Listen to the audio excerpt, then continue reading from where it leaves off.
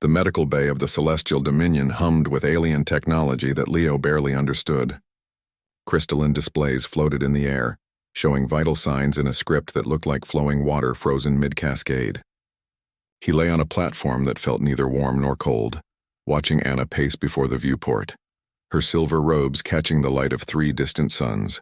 "You shouldn't have done it," Anna said, not turning from the cosmic vista. Her voice carried that peculiar harmony all Valdorians possessed, as if 2 people spoke in perfect unison. Leo touched the bandage across his chest, feeling the dull ache beneath. "You would have died. I am of the royal line. Death in service is our honor. Yeah, well, I'm human. Stupidity in service is ours." That earned him a glance, and Leo caught the ghost of a smile on her luminescent features. 3 months ago, he'd been a cargo hauler, running supplies between Earth's colonies and the outer settlements. Then the Valdorian diplomatic cruiser had been ambushed by Kresh raiders, and Leo's instincts, those infuriating, illogical human instincts, had kicked in.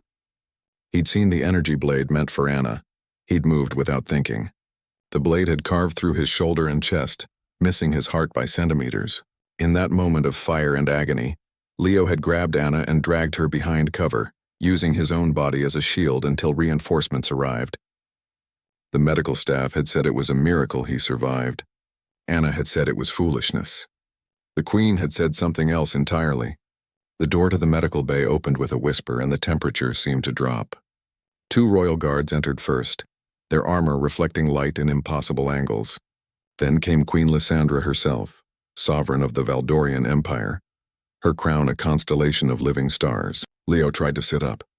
Anna bowed deeply. "Remain as you are, Leo Chen of Earth," the Queen said, her voice resonating with centuries of authority. She approached his bedside, and Leo felt the weight of her gaze, ancient, calculating, and utterly alien.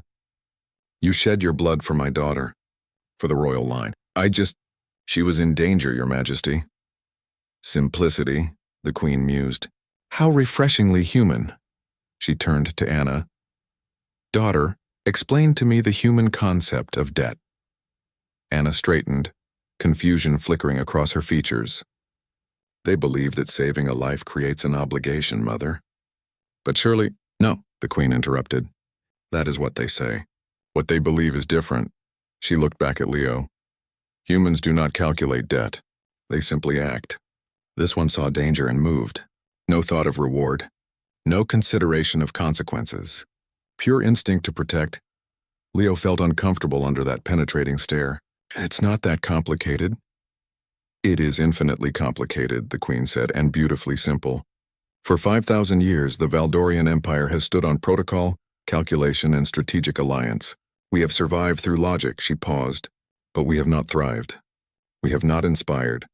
We have not known what it means to have someone willingly die for us without obligation or contract." She raised her hand, and holographic documents materialized in the air. Leo recognized Valdorian legal scripts, though he couldn't read them. "The Royal Council has deliberated," Queen Lysandra continued. "Such an act cannot go unrecognized. You shed your blood for the royal line, Leo Chen. Therefore, we declare before the Empire, you are ours." The words hung in the air like a pronouncement of fate. "Mother, what does that mean?" Anna asked, her voice tight. "It means," the Queen said, "that Leo Chen is hereby adopted into the royal line. He is granted the title of blood-sworn protector, with all rights and privileges thereof. He shall be trained in our ways, given access to our knowledge, and trusted as family." Leo's mind reeled. "Wait, I'm just a cargo hauler." "You were a cargo hauler," the Queen corrected. "Now you are a symbol, the human who proved that loyalty cannot be bought or negotiated, only given freely." She turned to Anna. "Daughter, he will be your personal guard and advisor. Teach him our ways. Learn from his instincts." Anna's eyes widened, but she bowed. "As you command, Mother." The Queen moved to leave, then paused at the doorway. "Leo Chen, you asked for nothing. You expected nothing. That is why you shall receive everything." She glanced back. "Welcome to the royal line. Try not to die for us too often. Paperwork is tedious." When she left, silence filled the medical bay like a physical presence. Anna finally turned to Leo, her expression unreadable. "You realize what this means?" she asked quietly. "That I'm in way over my head? That you're family now? Anna approached, and for the first time since he'd known her, she let her formal composure slip. You saved my life. And now you're bound to the Empire. To me, Leo managed a weak smile. Could be worse. The food's decent and the view's spectacular. Anna laughed, a real laugh, not the polite sound she used in diplomatic meetings. Humans. You face down death with a joke and adoption into an ancient empire with humor. It's how we cope. Pretty much all we've got. No, Anna said softly, sitting beside his medical platform. You have something more. Something we've lost in our millennia of protocol.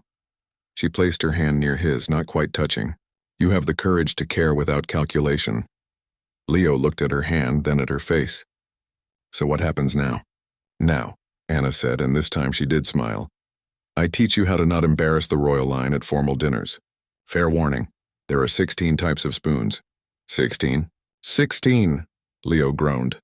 I definitely should have just stuck with cargo hauling. But as he said it, watching Anna's smile widen and seeing the three suns paint colors across the viewport that Earth had no names for, Leo knew he didn't mean it. He'd shed his blood for the royal line, and somehow, impossibly, he'd gained a family among the stars. Outside the medical bay and corridors of crystalline beauty and ancient power, word spread through the Valdorian Empire. A human had been claimed by the Queen herself.